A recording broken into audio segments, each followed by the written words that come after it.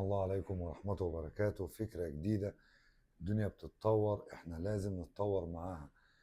بنسوق اي حاجة في الدنيا يا جماعة. هو الموضوع معانا مش مرتبط بالفurniture قوي، وحتى رحلات العمرة كمان. اي حاجة جديدة واي فكرة حلوة جديدة بنتبناها وبندعمها المرة دي هاند ميد بقى، خامة اسمها ريزن، حاجة مختلفة.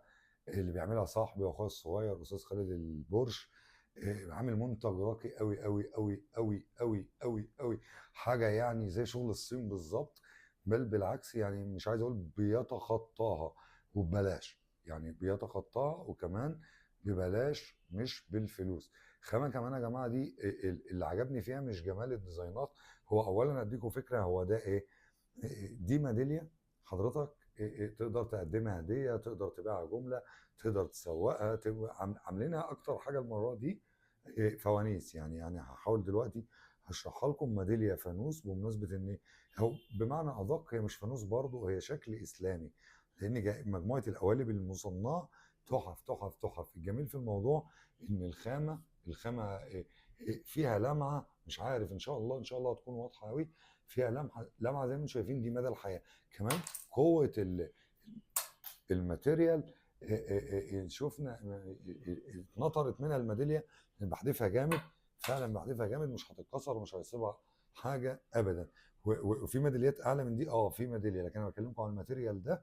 قوي قوي قوي قوي قوي. لو وقع من السماء للارض مش هيصيب، مش هيتصاب بحاجه. تقدر تقدمه هديه لاي حد، هيكون هديه قيمه. ممكن لو انت في رحله عمره عايز تفرقهم وانت راجع يبقى كويس. تقدر تسوقهم اونلاين وتبيعهم وتستفاد فيهم. ليه؟ عشان الاربع قطع من دي، اي اربع قطع انتوا هتختاروهم ثمنهم 100 جنيه. طبعا ده سعر القطاعي، لكن خالد قال لي، استاذ خالد قال لي في اسعار خاصه للجمله. والدست بقى، الناس اللي هتاخد 10 دست 20 دست حاجه زي كده. حاجه راقيه قوي يا شريف، كلهم بجد بجد يا جماعه. انا مش بحسن حاجه هي مش حلوه، لا هي فعلا حلوه، فعلا مختلفه، فعلا مميزه. منتج مصري جميل. وانا والله عقبت الخالد، قلت له الميداليه الدهبي طلع اشيك من الفضي. قال لي دي مع الوقت تطوس. وبرضه انا اسف، قيمه مقابل سعر. انا كنت شايف حاجه ميداليه زي دي لو اتحطت عليها 10 جنيه زياده في الميداليه، وده تقدروا وانتوا تطلبوه، هيخلي الميداليه دي في حته تانية خالص. انا وجهه نظري كده، يخليها تسوى 300 400 جنيه، عشان الناس اللي عايزه تاخد الحاجه دي وتبيعها. بيعملوا كمان صواني، بيعملوا ميداليات حروف، ميداليات قلوب. بجد فكره دمياطيه ناجحه جدا، فكره مختلفه. تشكيله الالوان يا شريف تحفه. مش عارف، شايف احمر اصفر فوسفوري منت اسود. طبعا الذهبي بيتالق، الفضي بيتالق. فعلا مش عشان حاجه صعبه صاحبي يا جماعه، والله الحاجه دي حلوه. يعني لو باين عليها تعبان شويه، لكن هي ميداليه حلوه جدا جدا جدا. تخيل دي انت لو معتمر وجايبها، صدقني والله مش عارف، مش اقل من 5 6 ريال. بقول لك الاربعه ب 100 جنيه، يعني مفيش قيمه وسعر افضل من كده. حاجه جميله. شوف السودا دي تمشي فانوس، تمشي قالب اسلامي شيك.